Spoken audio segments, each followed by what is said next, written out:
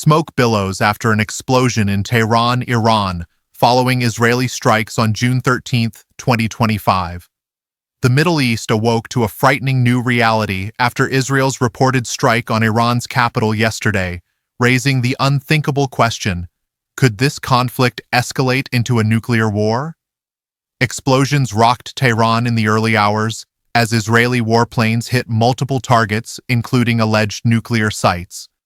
Iran's supreme leader, Ayatollah Ali Khamenei, responded by branding the attack a wicked crime and vowing severe punishment in retaliation. With both nations exchanging fierce rhetoric and Iran launching waves of drones in response, fears are mounting that a spiral of violence might cross the ultimate red line: the use of nuclear weapons.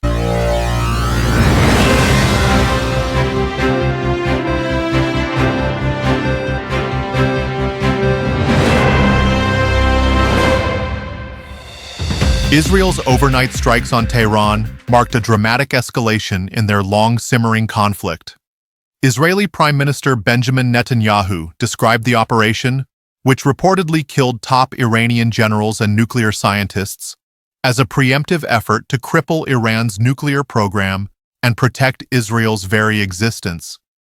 Iran, in turn, has placed its military on high alert and signaled that missile and drone retaliation will continue. This sudden eruption of open warfare between a nuclear-armed state, Israel, and a state suspected of nuclear ambitions, Iran, has fueled international alarm. Global leaders from Washington to Brussels are urgently appealing for restraint and diplomacy, warning that any miscalculation could have catastrophic consequences. Even before these strikes, tensions over Iran's nuclear advances were reaching a boiling point. Just one day prior, the UN's nuclear watchdog formally censured Iran for failing to cooperate with inspectors, the first such rebuke in 2 decades. Tehran responded defiantly by announcing plans to open a third uranium enrichment site and deploy more advanced centrifuges, accelerating a program that Western intelligence says has already amassed enough high-enriched uranium for several bombs. Israel has repeatedly warned it will not allow Iran to acquire nuclear weapons and would act by force if necessary to stop it. That warning was made real in the past 24 hours, as Israel's Air Force, with over 200 jets in action, struck Iran's critical nuclear infrastructure, including the sprawling Natanz enrichment facility. The specter of nuclear conflict is no longer theoretical. As European Commission President Ursula von der Leyen put it, the situation is deeply alarming, a sentiment echoed by NATO and UN officials urging maximum caution. For the first time in decades, observers are openly contemplating scenarios in which either Israel or Iran, under extreme duress, might resort to their most devastating weapons. Below, we examine what developments might push Israel to use a nuclear weapon, and under what circumstances Iran might deploy a nuclear device, if it has one, either directly or via allied groups. Israel is widely understood to possess a substantial nuclear arsenal, albeit undeclared, developed as its ultimate deterrent against existential threats. In its 75-year history, Israel has never officially confirmed having nuclear warheads, much less indicated any intent to use them offensively. The thought of breaking the nuclear taboo weighs heavily. Doing so would shatter nearly 80 years of non-use since WO and invite global condemnation. Yet Israeli strategists have also long maintained that in a scenario where the nation's survival is at stake, all options are on the table. This implies that extreme circumstances could trigger Israel's so-called Samson option, a last-resort nuclear response if the country were in danger of annihilation. Potential triggers for Israeli nuclear use generally fall into a few dire scenarios. Existential threat to national survival. If Israel's leadership believed the nation faced imminent destruction, for example, if Iran launched a nuclear strike or another weapon of mass destruction against Israeli cities, it could compel Israel to consider a nuclear retaliation as an act of national survival. Israeli officials have explicitly framed Iran's acquisition of nuclear arms as a clear and present danger to Israel's very survival. In practice, An Iranian nuclear strike, should Iran ever obtain that capability, would almost certainly cross Israel's red line and provoke a nuclear counterstrike aimed at neutralizing Iran's ability to wage war. Analysts note that any Iranian use of a nuclear bomb would be essentially suicidal, as it would assure Iran's own demise by triggering an overwhelming Israeli and possibly American nuclear response. In short, Israel's nuclear weapons are the final insurance against being wiped off the map, overwhelming missile or drone barrages. Short of an actual nuke, Israel could be pushed to the brink if it suffered massive conventional attacks that threaten to overpower its defenses and devastate its population. Iran and its proxies, such as Hezbollah in Lebanon or militias in Syria and Iraq, together field huge arsenals of missiles and armed drones. In the current conflict, Iran already launched over 100 armed drones toward Israel in retaliation for the Tehran strikes. Israeli air defenses intercepted those before they reached their targets, and civilians were able to emerge from bomb shelters soon after. But military planners worry about a worst-case scenario: a coordinated multi-front missile barrage from Iran and its proxies that could saturate Israel's Iron Dome and Arrow defense systems. If hundreds of rockets rained down on Tel Aviv, Haifa, and Jerusalem, causing mass casualties or crippling infrastructure, Israeli leaders might conclude that only the shock of a nuclear strike on the launch sources could halt the onslaught. Already, Israel has declared a nationwide emergency special situation and prepared bomb shelters in anticipation of heavy Iranian retaliation. This underscores that Israeli authorities perceive the threat of large-scale missile attacks as a matter of national survival. While Israel would likely exhaust every conventional option and call on international support before considering a nuclear response, an overwhelming attack that left Israel's cities burning or its defenses collapsing would significantly raise the pressure to use its most powerful deterrent: loss of strategic assets or leadership.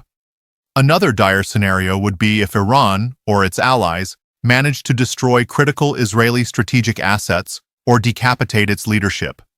For instance, a direct hit on Israel's principal nuclear reactor or weapons facilities, or the assassination of top Israeli leaders in wartime, could be seen in Israel as an attempt to fatally cripple its security. Iranian forces have already proven bold by striking deep into Israeli territory via proxies, and, in this week's case, absorbing an unprecedented strike on their own capital. If Iran were to somehow strike the Israeli nuclear complex at Dimona or eliminate a significant portion of the Israel Defense Forces command structure, the resulting desperation could breach the nuclear threshold. Israel might resort to a nuclear strike either as a form of Armageddon insurance, ensuring its adversary is destroyed as well, or to prevent further attacks when conventional means are insufficient. Israeli nuclear doctrine is opaque, but the implicit message for decades has been that Israel will not go down without using every tool at its disposal. As one former Israeli defense official put it, Israel's enemies must always remember that, if Israel is existentially threatened, what use are subtlety or restraint? It is important to emphasize that Israel would see nuclear use as a last resort, only after all other options and international support were exhausted. The current conflict, though severe, has not reached that threshold.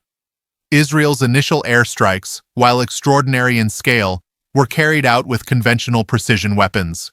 Moreover, Israel's allies, notably the United States, are strongly opposed to any nuclear escalation.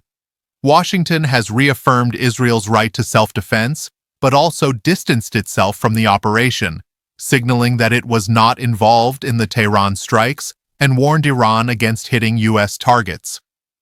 President Donald Trump, now in his second term, reportedly was informed in advance of Israel's action and has publicly urged Israel to focus on forcing Iran back to the negotiating table rather than expanding the war. In other words, Israel is under heavy diplomatic pressure to keep the conflict from spiraling out of control.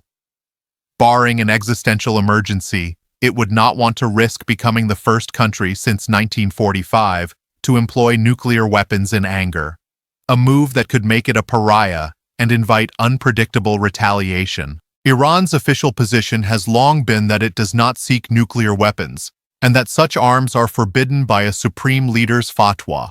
As recently as April 2024, Iranian officials insisted nuclear weapons have no place in our doctrine. Nevertheless, Iran has steadily expanded the capacity and know-how that could produce a bomb, all while skirting the line of its international commitments. Western intelligence assessments as of this week continue to assert that Iran has not yet built an actual nuclear warhead.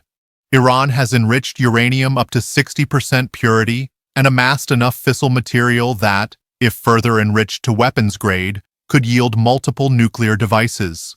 In other words, Tehran is considered a threshold nuclear state, technically capable of making a bomb in short order if its leaders make the fateful decision. Some observers have speculated that Iran may have already acquired at least a crude nuclear capability, perhaps through clandestine purchases of fissile material on the black market. In fact, as far back as 2001, the CIA cautioned that it could not rule out the possibility that Iran has already acquired a nuclear weapon capability if it has succeeded in secretly procuring fissile material abroad.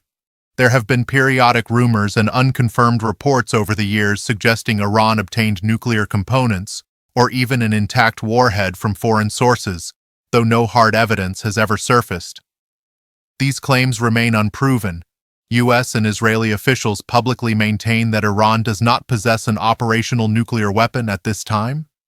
Still, the very fact that such claims persist underscores the deep uncertainty surrounding Iran's program. The opacity of Iran's activities, combined with its recent move to restrict IAEA monitoring, means the world might not immediately know if Tehran crosses the nuclear threshold. Assuming Iran either has or someday develops a nuclear weapon, under what circumstances might it actually use one? For Tehran, the calculus would be daunting. Any first use of a nuclear weapon by Iran would almost certainly invite devastating retaliation, given Israel's second strike capability and the United States' explicit warnings of a strong response if Iran targets American interests. Essentially, Iran would be signing its own death warrant by launching a nuclear strike, a reality not lost on Iranian strategists. Therefore, most analysts believe Iran would consider deploying a nuclear weapon only in extremis, if the regime's survival were hanging by a thread. Possible scenarios include regime or national survival at stake.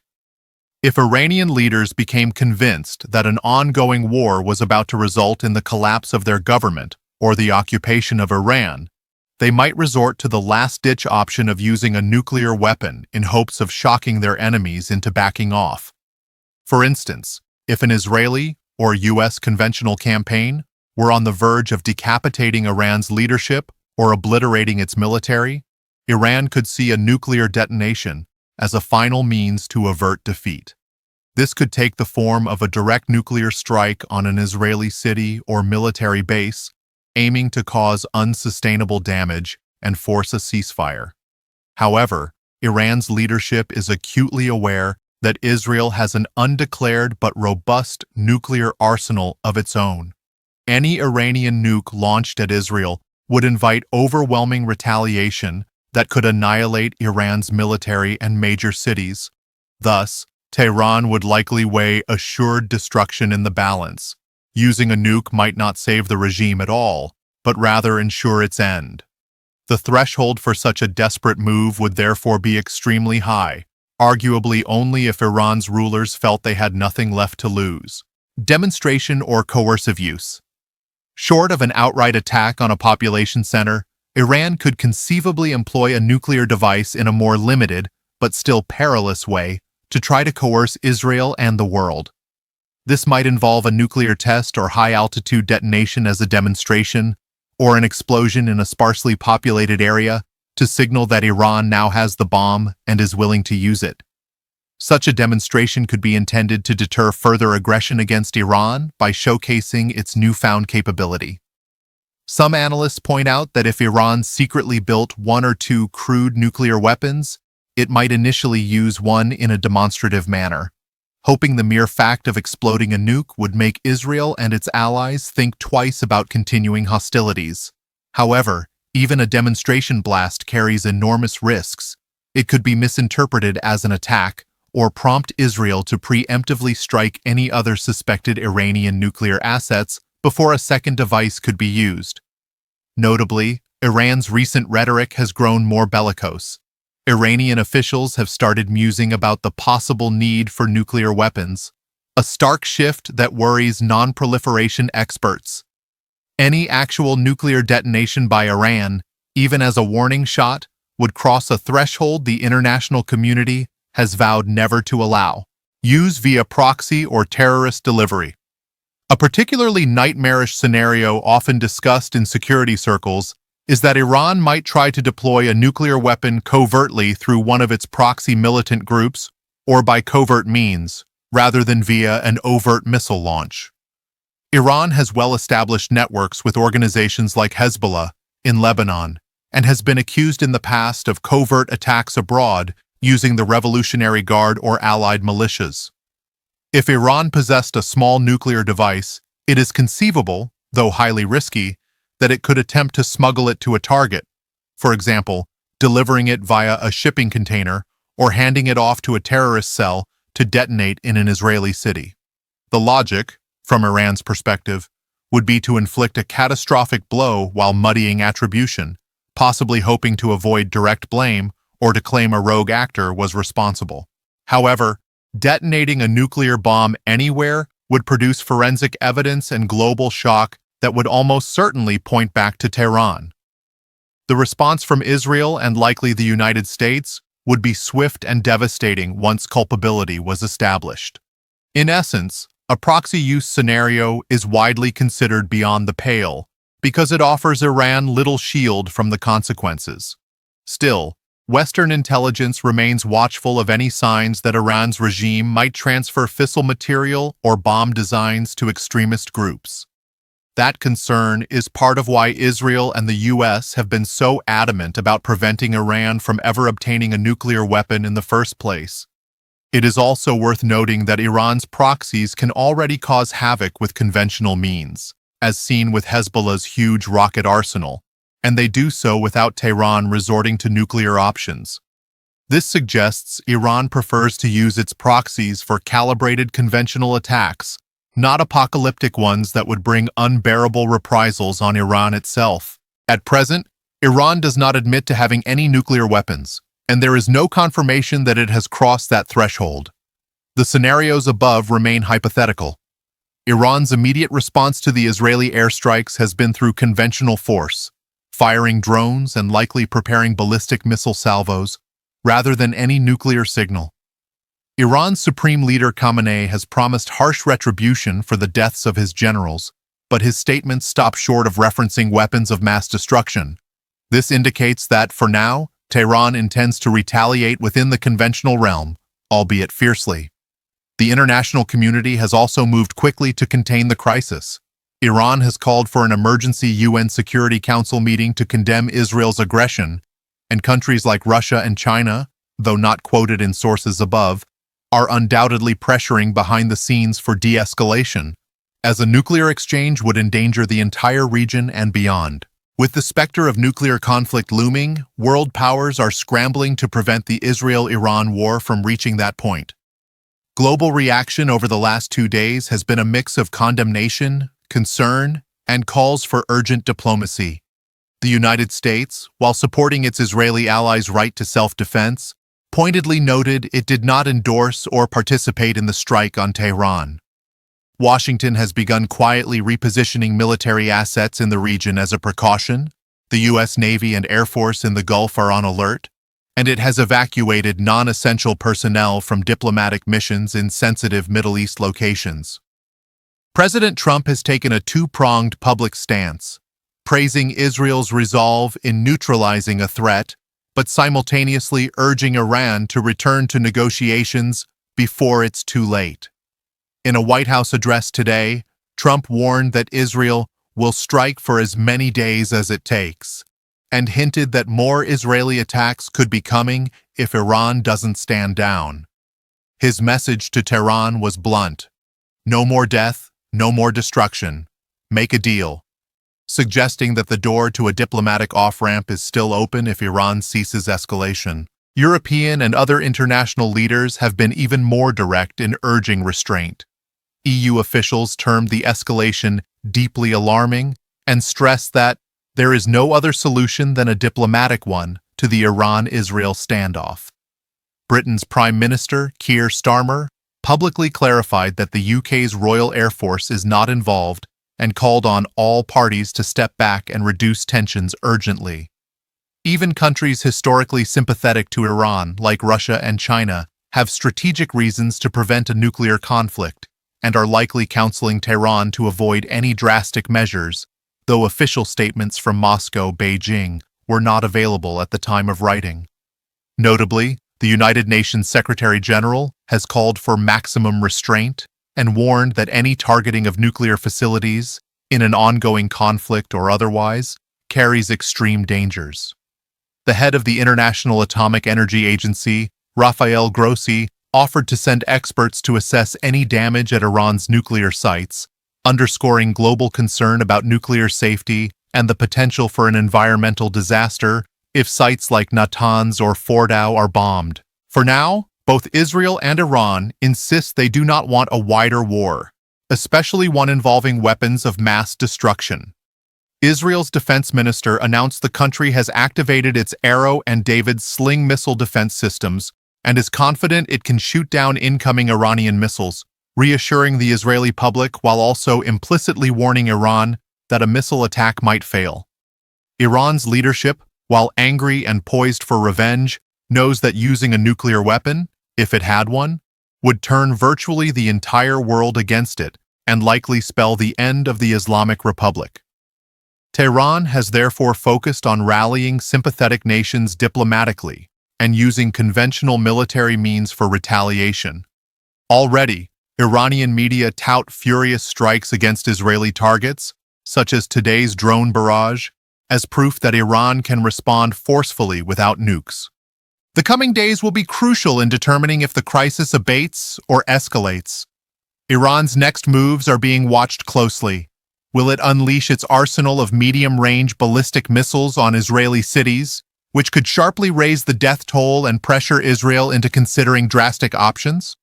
Or will it limit its response to calibrated strikes, perhaps via proxies like Hezbollah launching rockets from Lebanon or militias firing at U.S. bases in Iraq, to avoid provoking Israel's full wrath? Each side is also doubtless assessing the other's red lines. Israel has made clear that any sign of Iran preparing a nuclear device for use would be unacceptable, and Israel might take preemptive action again, perhaps even more forcefully, if it detected such preparations. Iran, for its part, likely views any direct threat to the survival of its regime, for example, an attempt to kill Khamenei or collapse the Iranian state, as a red line that could trigger extreme reactions. International mediators are working overtime to inject pauses in the hostilities. Switzerland and Oman, countries that have brokered Iran-West communications before, are rumored to be conveying messages between Jerusalem, Tehran, and Washington. France's President, Emmanuel Macron, convened a special defense council and has been in contact with both sides to offer Paris's good offices for de-escalation talks. Oil prices have spiked 7 to 8% on fear of a broader war disrupting Gulf oil lanes, adding economic pressure on all parties to find a resolution. There are also reports of quiet back-channel talks via the UAE or Qatar, exploring a face-saving way for Iran to claim victory and de-escalate, possibly in exchange for some easing of sanctions or a new regional security dialogue. Whether these diplomatic efforts gain traction may hinge on what happens on the ground in the immediate term. As things stand, the war between Israel and Iran remains conventional, intense and highly dangerous, but still limited to non-nuclear weaponry. Both nations know that crossing the nuclear threshold would be a point of no return, likely drawing both into a mutual annihilation scenario. That said, the events of the last 48 hours have brought them closer to that threshold than ever before. Israel's bold strike inside Tehran and Iran's fiery promises of vengeance have created a volatile situation where miscalculation or desperation could rapidly escalate the conflict. Analysts worry most about a fast chain of escalation. For example, if Iranian missiles killed a large number of Israeli civilians, Israel might feel compelled to strike Iranian soil even harder. If Israel's conventional strikes began to topple Iran's strategic capabilities, Iran might reach for any equalizer it has left. In this fraught atmosphere, the risk of nuclear brinkmanship is at its highest in decades. Nevertheless, there are also powerful incentives to step back from the brink. Israel has delivered a serious blow to Iran's nuclear and military leadership, eliminating IRGC Commander General Hossein Salami and others, and it may judge that it has re-established deterrence for now. Iran, while enraged, might calculate that a prolonged war with Israel, and by extension the US, would jeopardize the regime's very survival, a risk that outweighs the desire for immediate revenge. International actors, including the US, EU, Russia, and China, are largely united in not wanting a nuclear calamity to erupt. This global scrutiny could restrain the combatants. Even Israel, which acted unilaterally, is aware that any hint of preparing its nuclear forces would trigger global panic and a breakdown of support from its allies. In sum, what would it take for this war to go nuclear? Nothing short of an extreme collapse of restraint on either side. For Israel, that means a scenario where its back is against the wall, facing destruction or a nuclear attack, leaving it no choice but to unleash its atomic arsenal. For Iran, it means acquiring a usable nuclear weapon and deciding that only an atomic strike can save it from defeat. Effectively a martyrdom operation for the regime. These scenarios are possible in theory, but both remain highly unlikely if cooler heads prevail. The tragedy, of course, is that wars often produce chaos and emotion that defy cool calculation.